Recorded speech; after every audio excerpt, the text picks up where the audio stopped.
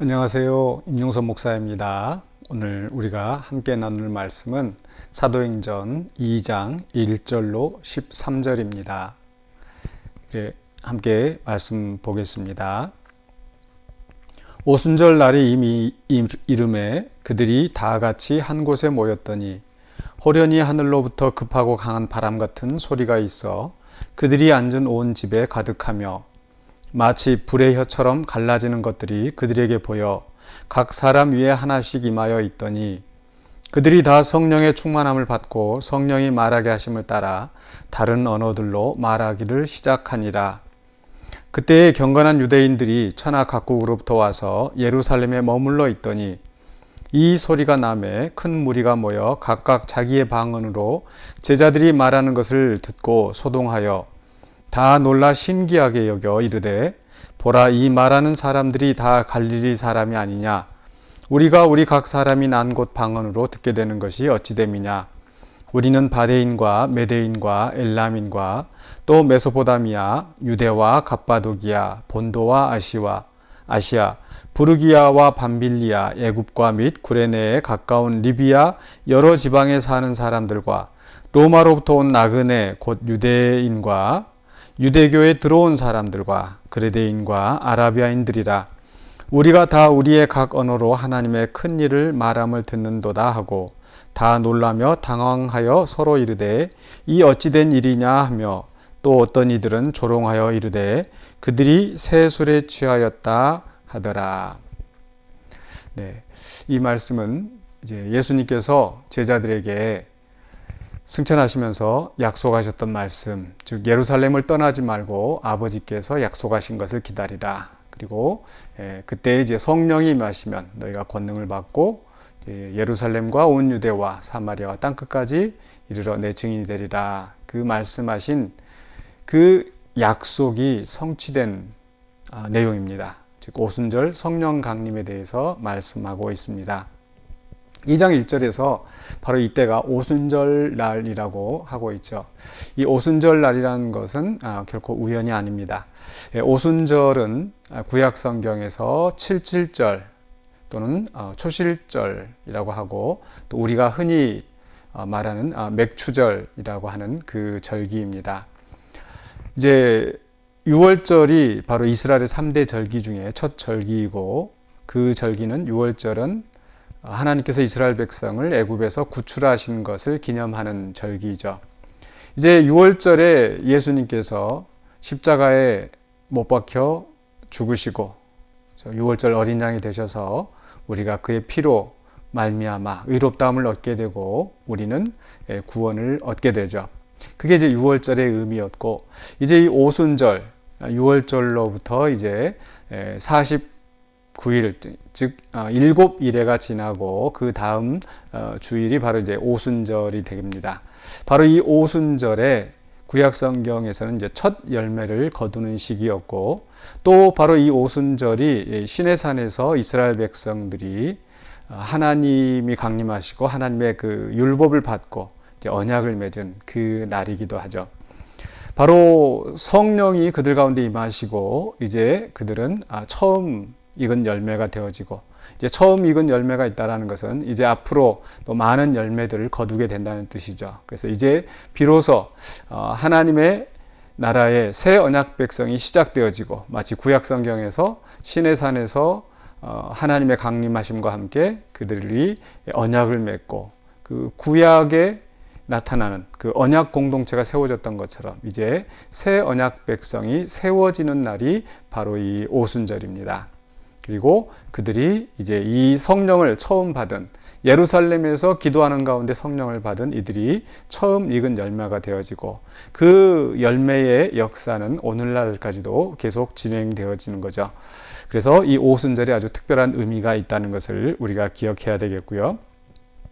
두 번째로는 2절과 3절에서 급하고 강한 바람 같은 소리, 또 3절에 불의 혀처럼 갈라지는 것들이 각 사람 위에 하나씩 임하여 있다.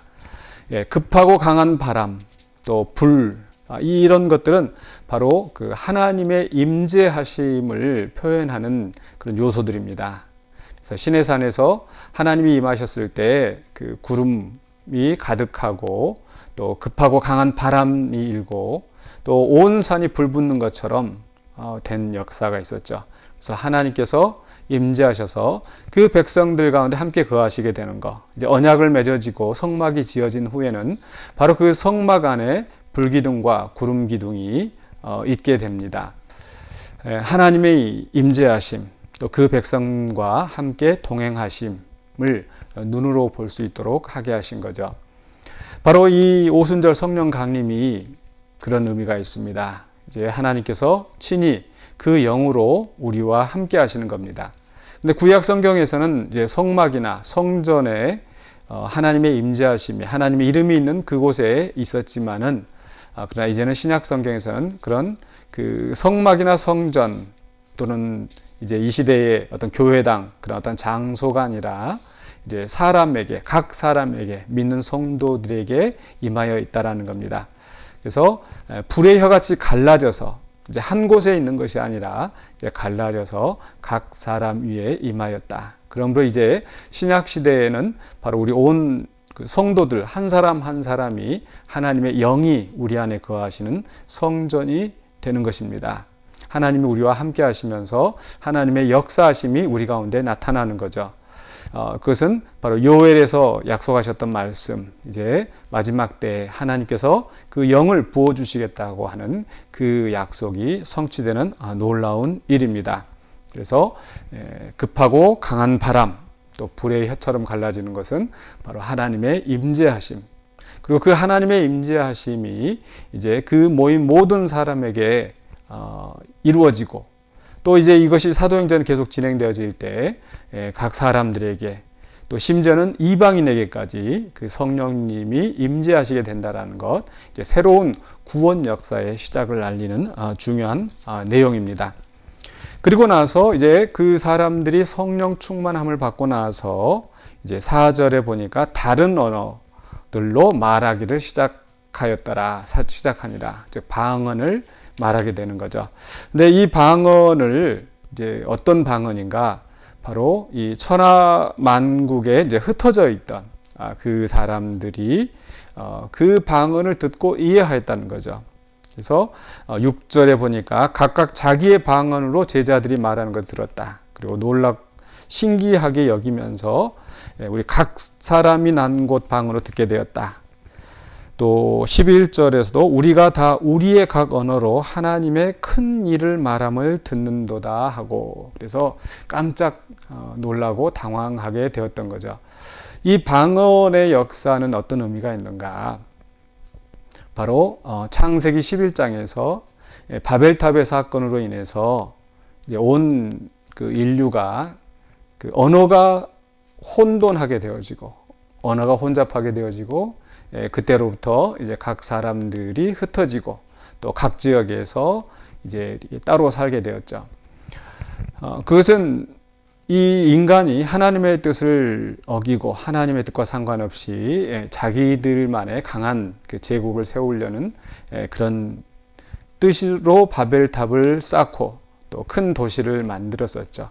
그것을 하나님께서 이제 흩으시고 그 가운데 하나님의 나라를 세우시기 위하여서 아브라함을 택하시고 또 이스라엘 백성을 하나님의 언약 백성으로 세우셨죠.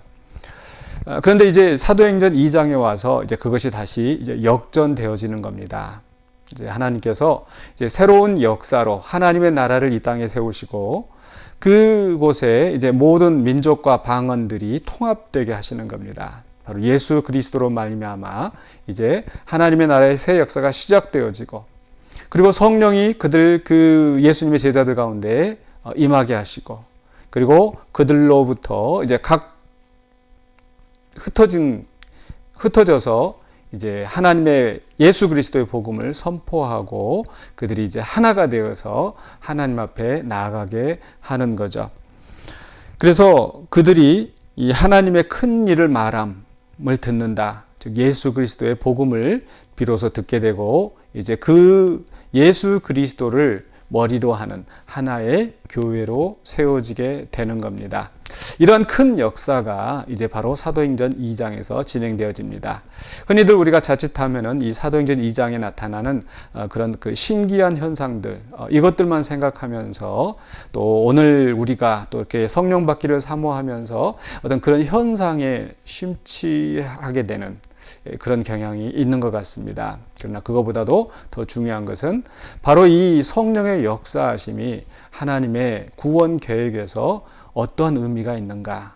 바로 이제 하나님의 나라가 이 땅에서 이루어지고, 그리고 이 온 세상이 이제 그리스도의 복음 아래에 하나로 연합되어지는 것, 그리고 그 하나님이 이제 영으로, 성령으로 우리와 함께 하신다라는 것, 또 이것을 이해하고 또 그 믿음 안에서 우리에게 맡겨진 사명을 감당하는 것이 더 중요합니다. 우리에게 맡겨진 사명은 무엇입니까? 바로 이미 이제 우리는 성령이 우리 안에 임하시고, 그래서 그 성령 안에서 살아가며 또 그 성령을 받은 자로서 바로 하나님의 큰 일, 예수 그리스도의 복음을 증거하고 선포하는 그것이 바로 우리의 사명이 된 줄로 믿습니다. 이제 오늘 하루도 우리가 또 이 세상 속에서 살아가지만은 바로 성령을 받은 자로서 하나님의 임재하심이 우리 안에 있는 그런 성전된 자로서 우리에게 맡겨진 사명을 감당하는 우리 모두가 되시기를 주의 이름으로 축원합니다. 기도하겠습니다. 거룩하신 아버지 하나님, 은혜를 감사합니다. 우리를 구원하시려고, 세상을 구원하시려고 아들을 이 땅에 보내시고 또 그 구원을 위하여서 성령을 보내셔서 또 놀라운 새로운 구원의 역사를 이루신 하나님을 찬양합니다. 이제 그 성령이 우리와 함께 하시며 그 성령이 우리 안에서 역사하시는 줄로 믿습니다. 이제 그 성령을 따라서 우리가 맡겨진 사명 감당하는 신실한 주의 백성이 되기를 원합니다. 우리는 연약하고 부족하지만은 우리가 온전히 주님께 붙들린 바 되어서 성령의 인도하심을 따라 우리가 가야 될 길로 온전히 따라가는 신실한 주의 백성 되게 하여 주시옵소서. 예수 그리스도 이름으로 기도하옵나이다. 아멘.